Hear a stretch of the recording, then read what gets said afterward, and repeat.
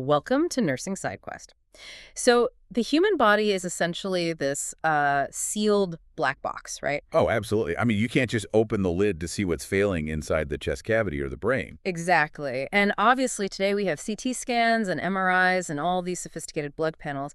But long before any of that technology existed, clinicians had to rely entirely on the exterior interface of that black box. Right. The head and the neck. It is the ultimate diagnostic dashboard. It really is. And that is exactly what our mission is for you today. We are undertaking a massive top-to-bottom deep dive into the clinical assessment of the head and neck. We're going to completely deconstruct the pathophysiology behind those physical signs your body projects when internal systems start to fail. What's fascinating about this specific anatomical region is just the sheer density of it all. Like, you have the central nervous system bridging into the peripheral system, the upper airway, major vascular highways. The endocrine glands, right? Yeah, and this massive network of lymphatic drainage, and it's all compressed into a space roughly the size of a water bottle. That is wild when you think about it like that. Right. So when a systemic disease takes hold, whether it's an autoimmune disorder or, say, renal failure, the very first warning lights usually flash right here on the face and the neck. Exactly. And for anyone navigating clinical practice, mastering this assessment isn't just about, memorizing a checklist of things to poke and prod. No, not at all. It's about actually understanding the biological mechanisms driving those signs. Like, why does a specific metabolic failure make your eyes bulge out? Or why a cranial nerve lesion causes one side of the forehead to paralyze, but a stroke actually spares it. Yes, that is such a huge one. So today we are decoding that wiring. We're starting by pulling back the curtain on the cranial nerves, then moving outward to the structural pathologies of the face. And then we'll head down into the neck, looking at the thyroid and trachea. And finally, culminating in the acute drop-everything red flags, the specific pain profiles of headaches and meningitis that demand immediate intervention. Let's do it. So, to really understand what we're looking at on the surface of the face, we have to start with the internal control cables. The cranial nerves. Right. The brain is the master processor, but it requires these highly specialized wires to send motor commands and receive sensory data from the face, the eyes, the ears. And structurally, these 12 cranial nerves are super unique because they emerge directly from the brain and the brainstem, right? Like, they completely bypass the spinal cord. Exactly. They're the direct link between your environment and the central processing unit. Okay, let's unpack this, because memorizing these 12 distinct nerves is basically a universal rite of passage for any clinical student. You have to know their names, their order, and crucially, whether they handle sensory input, motor output, or both. Right.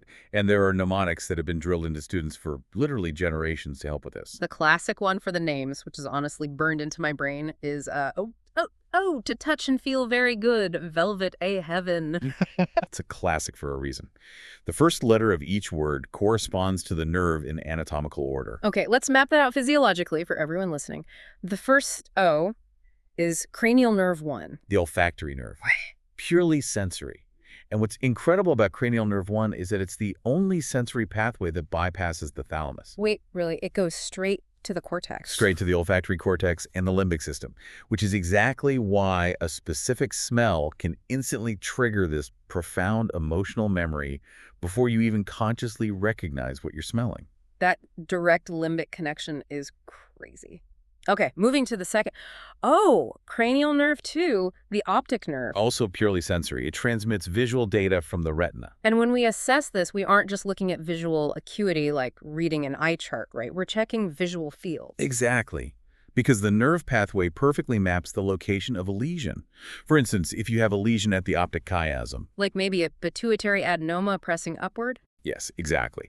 That will cause bitemporal hemianopsia, which basically means the patient loses their peripheral vision on both sides. Wow. Okay, the third, brings us to the first motor cable, cranial nerve 3, the oculomotor nerve. Right. This handles the heavy lifting. It controls the majority of the extraocular muscles, lifts the eyelid, and constricts the pupil. So if cranial nerve 3 is compromised, what do we see? You see a profound ptosis, which is a drooping eyelid, and the eye typically deviates down and out. Because the other muscles are unopposed. Right. And crucially, because cranial nerve 3 carries parasympathetic fibers, a blown, dilated pupil is a massive red flag.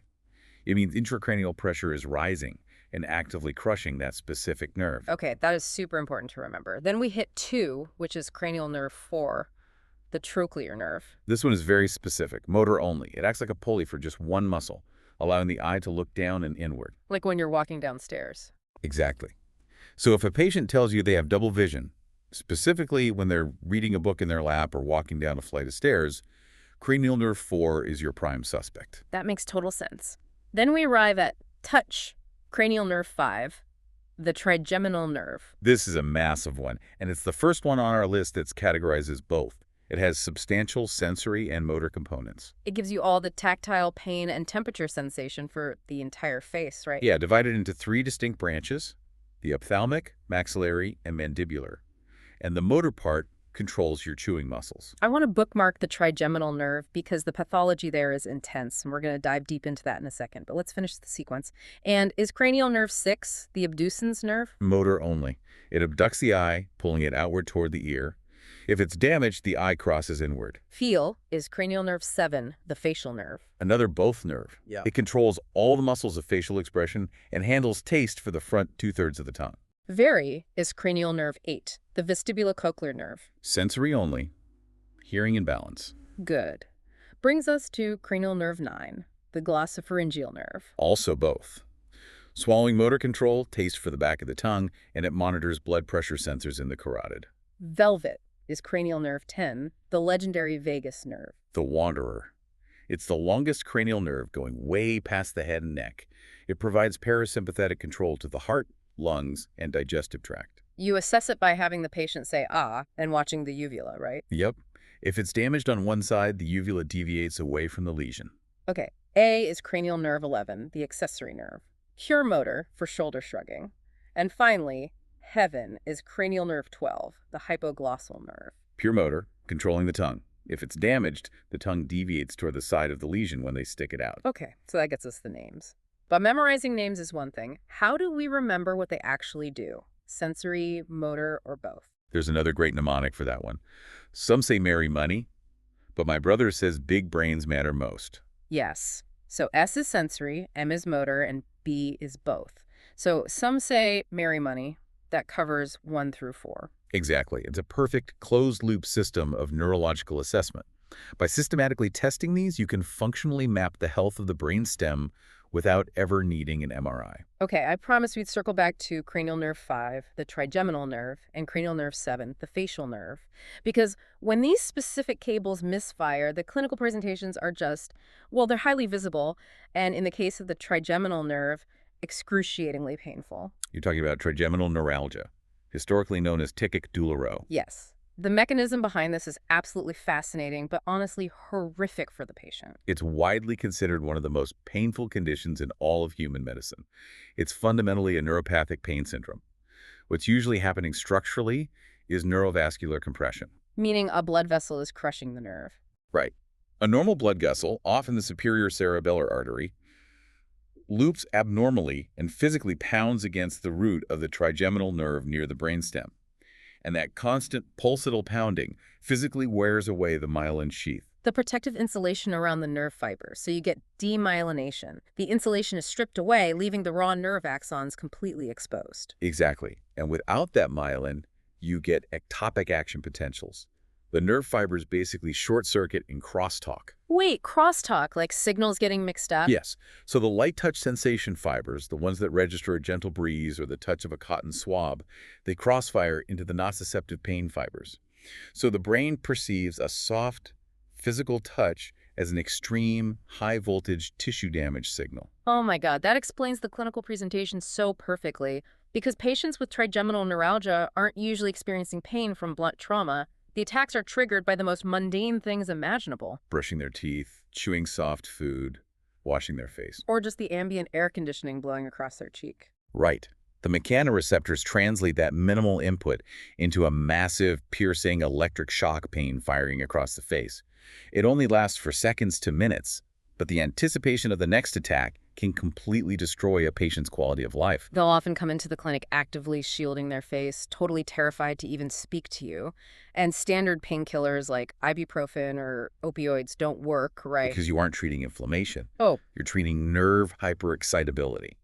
That's why first-line treatment relies on anticonvulsants like carbamazepine to stabilize the sodium channels and dampen those short circuits. Okay, so that's a massive sensory nightmare. Let's contrast that with a motor deficit. Cranial nerve 7, the facial nerve. When this nerve fails peripherally, we see Bell's palsy. The classic presentation: unilateral facial paralysis. Hmm. The patient wakes up, looks in the mirror, and half of their face is completely flaccid. They can't smile, they can't close their eye. And their immediate, understandable psychological terror is the assumption that they're having a stroke. Always.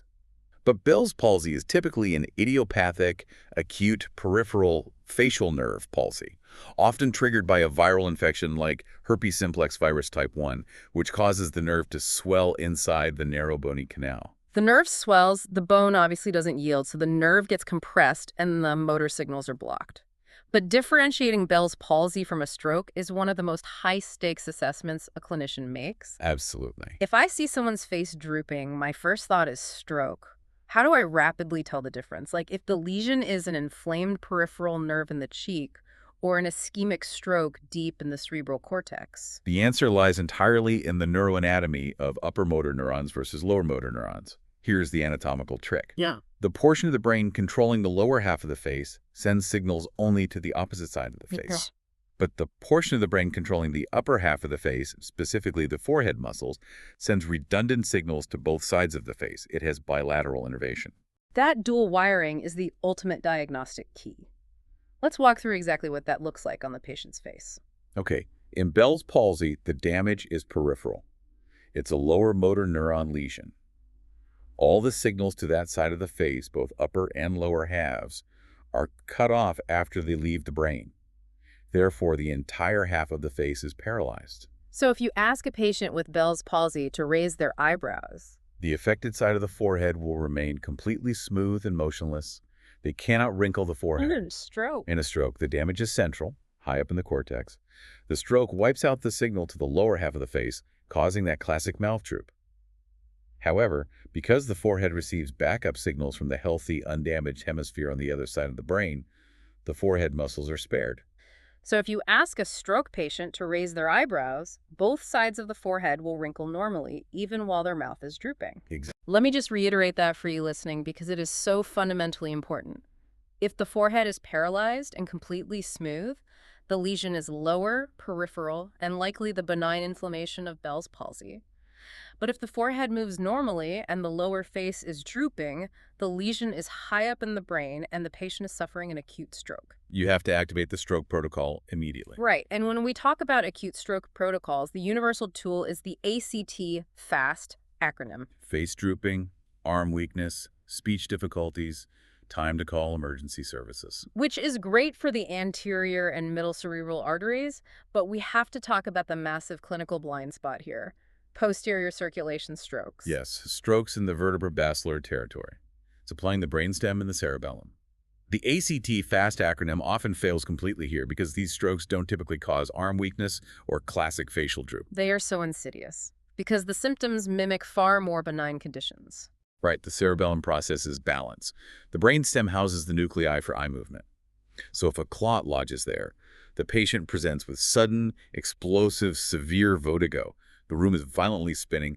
They might have ataxia, meaning they literally cannot stand up without falling over. It may be double vision or severe nausea. And it's so dangerous because a patient might just think they ate something bad or have a stomach bug. They try to just sleep it off. And they lose that critical, highly time-sensitive window for the clot-busting drugs, which is why the Hintz exam head impulse nystagmus test askew is so vital in emergency settings to differentiate an inner ear problem from a posterior stroke. Any sudden, unrelenting vertigo, especially with double vision, must be treated as a brainstem emergency until proven otherwise. Wow. Okay, we've spent a lot of time on the wiring, the neurological architecture. Now I want to transition to the actual structural and tissue changes we can observe on the facade. The face really acts as a billboard for systemic, endocrine, metabolic, and connective tissue diseases. Exactly. When evaluating the face, clinicians look at anatomical landmarks to gauge symmetry. The primary ones are the palpebral fissures, which are the eye openings, and the nasolabial folds, the smile lines from the nose to the mouth. Under normal conditions, these should be highly symmetrical. But when internal chemistry goes awry, they distort, creating these classic pathological faces. Here's where it gets really interesting. I want you to walk us through the pathophysiology of these classic faces, starting with Cushing syndrome. The textbook presentation is the moon face. What is actually happening at a cellular level to create that perfectly round shape? Cushing syndrome is the clinical manifestation of hypercortisolism, chronically elevated levels of cortisol. It could be from a pituitary tumor, or far more commonly, from patients taking high doses of synthetic corticosteroids for autoimmune diseases. And cortisol is a stress hormone, right? Right. And one of its primary systemic functions is to radically alter lipid metabolism. It promotes lipolysis fat breakdown in the extremities, but lipogenesis fat accumulation in central regions of the body. So it's actively redistributing adipose tissue. Yes.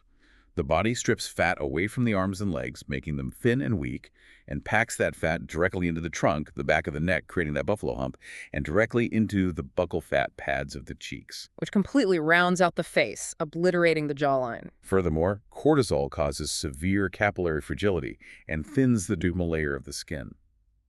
This allows the underlying vascular bed to show through prominently, resulting in a deep reddening or flushing of the cheeks. So the moon face is localized fat plus thin, flushed skin. Okay, let's contrast that hypermetabolic state with a neurodegenerative one, Parkinson's disease. The mask-like face. Right. A retention trick for you listening. Just picture someone wearing a mask at a park. Parkinson's, mask. The facial nerve works fine, but the face becomes completely immobile. Why? Parkinson's disease fundamentally alters the basal ganglia in the brain, which handles motor control. Specifically, there's a progressive death of dopaminergic neurons. Dopamine is the crucial neurochemical lubricant for smooth, coordinated muscle movement. So without dopamine, what happens? The motor circuits default to a state of high resting muscle tone and rigidity. Throughout a normal conversation, your face is constantly making these autonomous micro-expressions, raising the brow, narrowing the eyes. But as dopamine depletion worsens, that autonomous drive is extinguished. They lose the micro-expressions. Exactly. The resting tone becomes rigid. They stare straight ahead with a decreased blink rate and expressionless affect. They can still intentionally smile if you ask them to, but the spontaneous animation is lost, leaving a rigid mask. It's a profound visualization of neurotransmitter depletion. Okay, moving to scleroderma. This condition actually alters the texture of the skin itself, right? Yes, systemic sclerosis. It's an autoimmune disorder where fibroblasts become hyperactive. They continuously churn out dense collagen fibers into the dermis. The normal, pliable elastin fibers are replaced by rigid scar tissue. So the skin is literally turning into a fibrotic shell. On the face, this severely tightens the skin, tethering it to the bone. It becomes hard, shiny, and impossible to pinch. Over time, it exerts a shrinking force. The lips become incredibly thin, and the opening of the mouth physically narrows microstomia, making it profoundly difficult to even eat. It's a restrictive constriction of the anatomy. That is starkly different from nephrotic syndrome. Instead of shrinking, the face becomes massively swollen, heavily localized around the eyes. Why does kidney failure cause periorbital edema? A mechanism here is a masterclass in fluid dynamics. In nephrotic syndrome, the glomeruli in the kidneys become damaged and highly porous. They spill massive amounts of albumin out of the blood and into the urine. And albumin is the protein that acts like a molecular sponge, holding water inside the blood vessels. Exactly. When you urinate all your protein away, you lose that sponge. Fluid aggressively leaks out of the vascular space into the tissues. But why the eyes specifically? Fluid seeks the path of least resistance. The loose connective tissue around the eyelids has incredibly low interstitial pressure. Furthermore, when the patient is lying flat at night, gravity isn't pulling fluid to the ankles. It cools in the face, infiltrating that low-pressure space. They wake up with eyes swollen nearly shut. Physics dictating the clinical presentation. Brilliant. Okay, the last facial pathology I want to cover involves actual skeletal remodeling. Paget disease of the bone. This is a localized disorder of bone remodeling. Normal bone is constantly being recycled. But in Paget disease, osteoclasts become hyperactive and aggressively break down massive amounts of bone. The osteoblasts panic and try to rebuild, but they do so in a rapid, chaotic manner. So the new bone is structurally weak. And massively hypertrophic. When this affects the skull, the cranial vault physically thickens and expands outward, resulting in an acorn-shaped skull. Patients might complain their hats no longer fit, or they might develop new cranial nerve palsies like deafness, because the chaotic overgrowth of the temporal bone literally crushes the nerves as they try to exit the skull. The bone strangles the nerve. Wow. Okay, before we travel down into the neck, there is one critical palpation assessment on the head that is a massive acute emergency. The temporal artery. Yes. If a patient over 50 presents with a new, severe, throbbing headache localized to the temple, evaluating this artery is an absolute priority. We are assessing for giant cell arteritis, or temporal arteritis. It's a severe systemic vasculitis, right? Yeah. Inflammation targeting the arteries. Right. Macrophages infiltrate the arterial wall, triggering profound inflammation that physically thickens the wall of the temporal artery, radically narrowing the lumen. So when you palpate their temple, it doesn't feel like a normal soft vessel. No, it feels cord-like, thickened, and it is exquisitely tender. They might flinch just from you lightly touching it, or say that brushing their hair is agonizing. And the reason this is a drop-everything emergency isn't the headache pain. It's the anatomical branches of that vascular tree. The temporal artery isn't the main concern. The danger is that this vasculitis frequently involved the ophthalmic artery, which supplies the retina and the optic nerve. If the inflammation thickens that artery or triggers a clot, the blood supply to the optic nerve is instantaneously severed. The patient will suffer acute, completely irreversible blindness in that eye.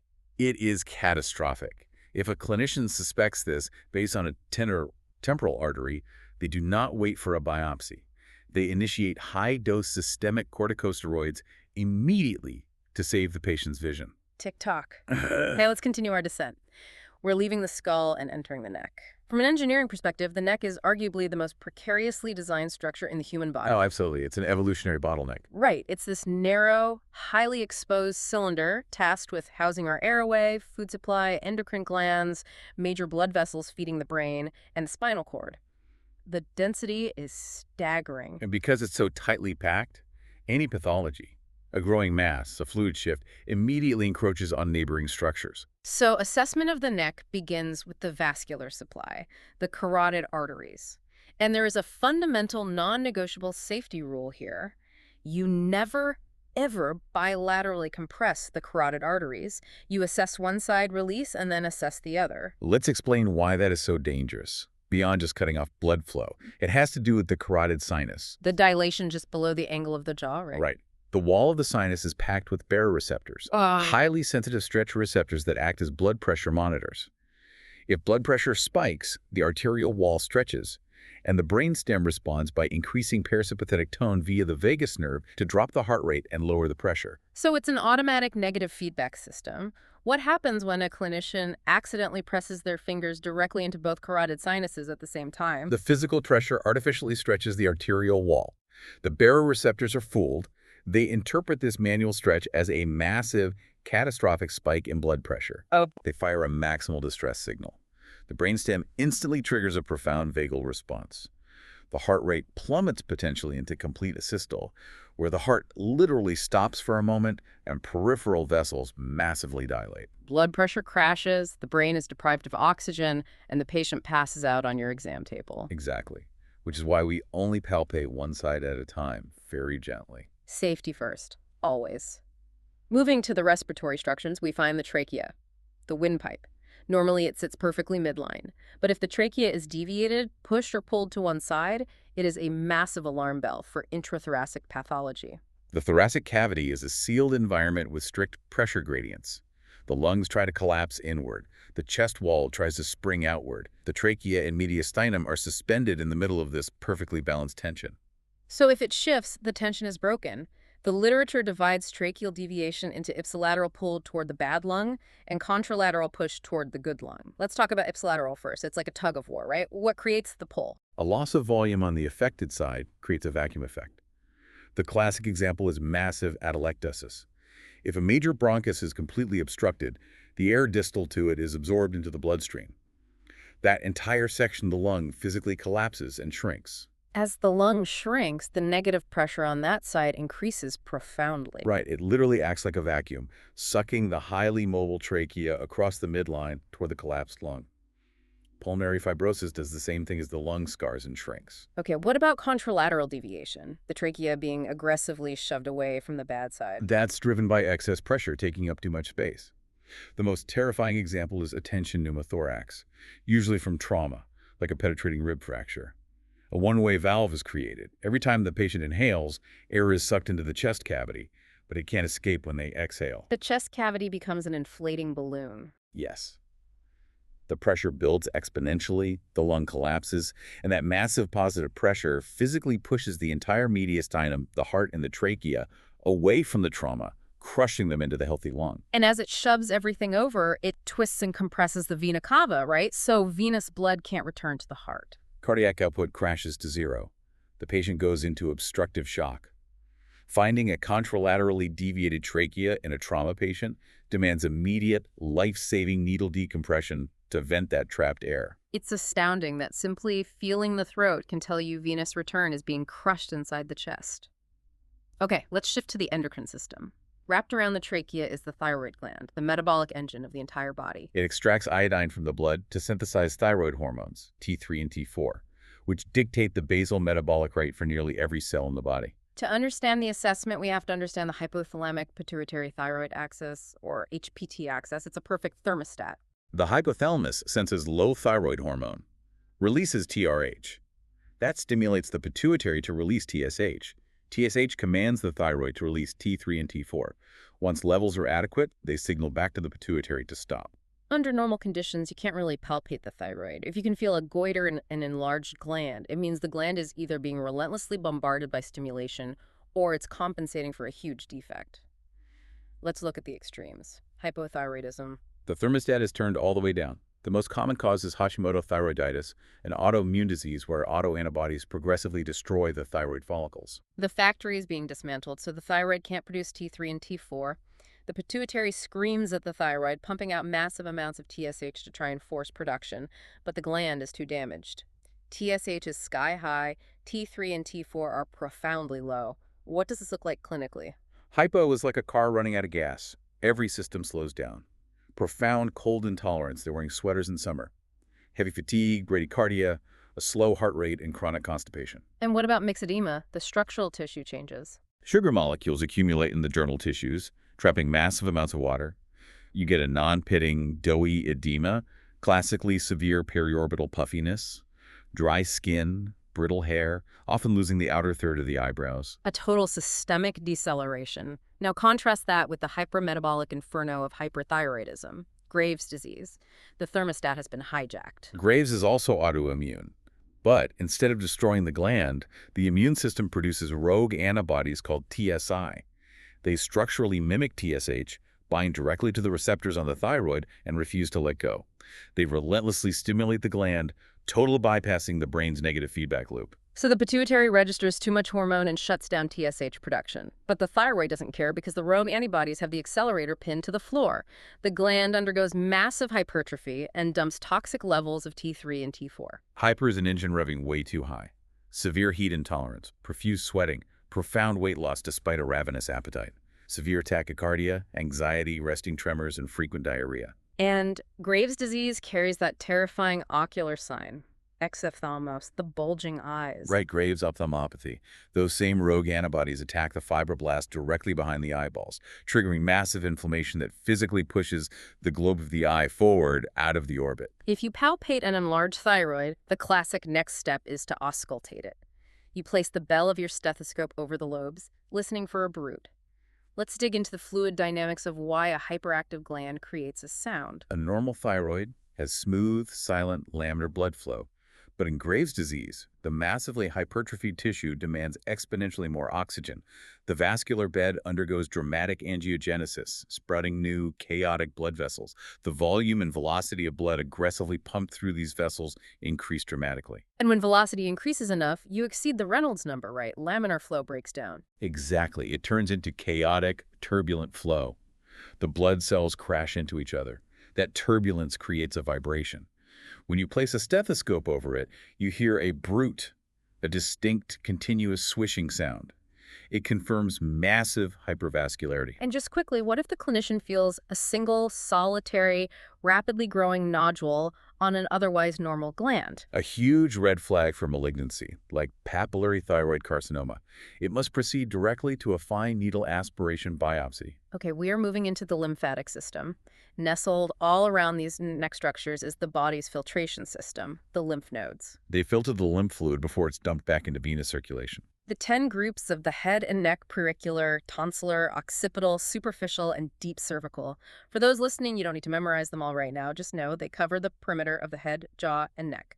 Normally, they are undetectable, but when they swell up, it's called lymphadenopathy. And we have to evaluate the paradox of pain here. What's fascinating here is that a painful lymph node is actually a deeply reassuring sign. Wait, so if it hurts, that's a good thing. Yes. Pain is the hallmark of an acute inflammatory response fighting off a benign infection. If you have strep throat, the bacteria drain into the tonsillar nodes. The B cells and T cells undergo explosive clonal expansion, blood flow increases. The node physically balloons in size very rapidly. And because it expands so fast, it violently stretches the capsule surrounding the node, which is full of pain fibers. Exactly. The node feels soft, squishy, mobile, and acutely tender. The pain confirms your immune system is successfully fighting an infection. So a squishy, painful node means take your antibiotics. But the ultimate red flag is the painless node. When cancer infiltrates a lymph node, it's stealthy. The neoplastic cells enter and slowly, quietly multiply. They replace the normal lymphoid tissue with dense fibrotic tumor mass. Because it's slow, it doesn't rapidly stretch the capsule, so it doesn't trigger the pain fibers. It also frequently invades surrounding tissues, tethering the node down. Wait, so what does a metastatic node actually feel like? It feels like a rock under the skin. It's large, profoundly hard, and completely fixed in place. It won't roll under your fingers. And most terrifyingly, you can push on it firmly, and the patient feels absolutely nothing. A hard, painless, non-tender node is cancer until proven otherwise. And there is one specific anatomical location where this is pathognomonic for advanced abdominal cancer. Virchow's node, the left supraclavicular node just above the collarbone. Why is that spot so critical? It's a plumbing issue. The lymphatic fluid from the entire lower half of the body, including the stomach, pancreas, and colon, drains upward through the thoracic duct, which empties into the bloodstream directly beneath the left clavicle. Virchow's node sits precisely at that juncture. It's the final checkpoint.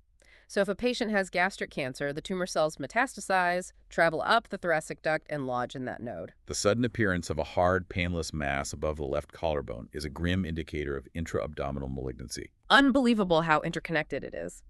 Okay, we arrive at the subjective climax of the clinical assessment, head and neck pain. When a patient complains of a headache, how do we sort the benign from the deadly? The clinician's first job is to aggressively rule out the killers.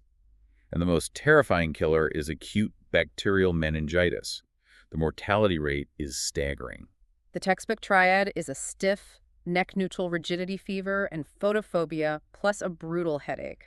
What is exactly inflamed? The meninges, the protective layers wrapping the brain and spinal cord. Pathogens breach the blood-brain barrier, enter the cerebrospinal fluid, and multiply. The immune system dumps neutrophils into the CSF, essentially turning it into pus. The meninges become massively engorged and exquisitely sensitive to physical stretch.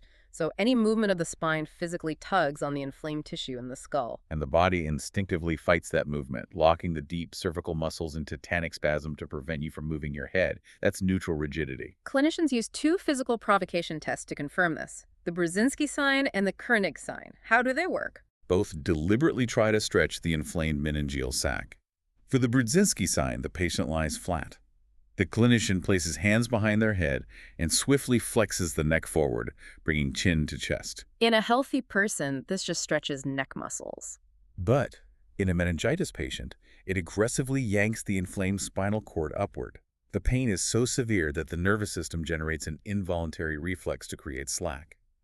The patient's hips and knees will instantaneously snap upward toward the abdomen, a positive Brzezinski sign. And the Kernig sign tackles the stretch from the bottom up. The patient lies flat, you flex one hip and knee to 90 degrees, then attempt to passively straighten the leg. Extending the knee pulls on the sciatic nerve, which pulls the lower spinal cord and meninges. If inflamed, the hamstring muscles will reflexively spasm to prevent the knee from extending due to severe pain. Bilateral positive signs mandate an immediate lumbar puncture and IV antibiotics. Okay, so we've ruled out meningitis. Now we need to break down the 5 main types of headaches. What does this all mean for the listener at home with a headache? Let's start with the sinus headache. It's fundamentally a fluid mechanics problem. The paranasal sinuses are lined with mucosa. During a viral infection, that mucosa becomes inflamed and massively swollen, sealing off the drainage pathways. But mucus keeps being produced, trapping it inside rigid, bony cavities. The pressure builds, triggering trigeminal nerve endings. The pain is a deep, constant throbbing pressure, heavily localized right behind the eyes or cheekbones. But the hallmark is its positional nature. It's worse first thing in the morning because lying flat all night pools the mucus without gravity drainage, and bending forward physically spikes venous pressure in the face, making it worse. Then there's the cluster headache, often nicknamed the suicide headache. It is incredibly severe. It involves dysfunction in the hypothalamus, triggering massive hyperactive firing of the trigeminal nerve and the parasympathetic nervous system simultaneously. The pain is intensely localized. It feels like a red-hot ice pick driven directly behind one single eye, unilateral. Because the parasympathetic system is firing uncontrollably, the affected eye gets deeply injected with blood, it tears up, the eyelid droops, and the nostril pours fluid. Often hits young males at night, waking them from REM sleep. And behaviorally, they cannot stay still. They pace, rock, sometimes bang their head against the wall. Oxygen therapy helps. Okay, moving to the tension headache, the most common one. A myofascial pain syndrome.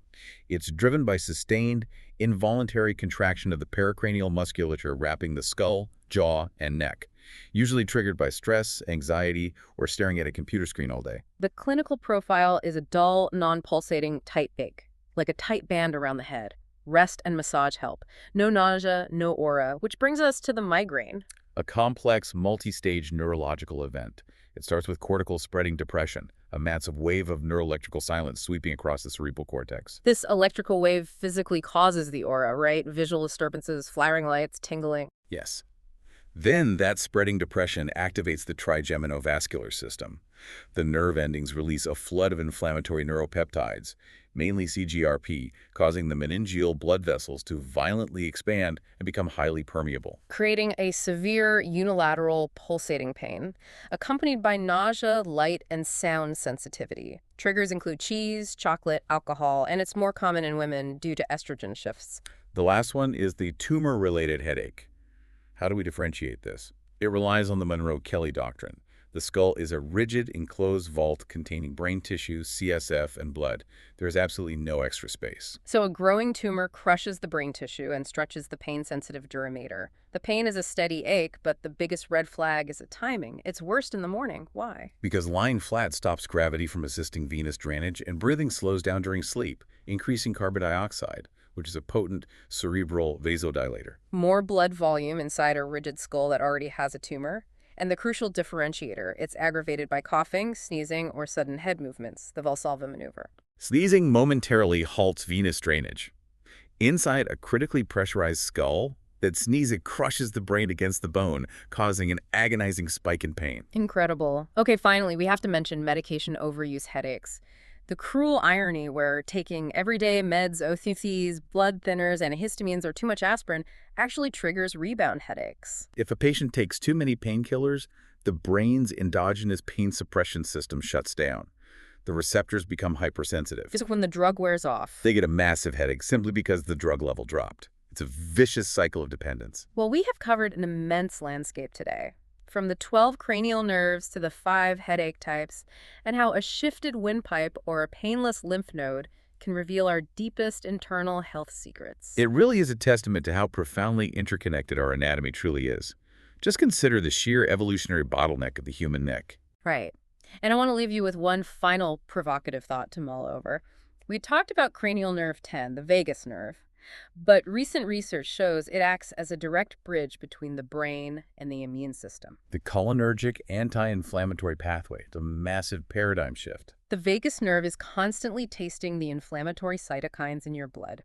When it detects inflammation, it sends data to the brainstem, which fires a signal back down to the spleen, commanding it to halt inflammation. The brain actively uses a cranial nerve in your neck to turn off your immune system. Which means future treatments for autoimmune diseases might just be tiny electrical pacemakers attached to the vagus nerve, artificially commanding the body to stop attacking itself. Bioelectronic medicine. It proves the head and neck aren't just passive warning lights, they're active control panels. Thank you for joining us on this deep dive. Stay curious, keep unpacking the world around you, and we will catch you on the next deep dive.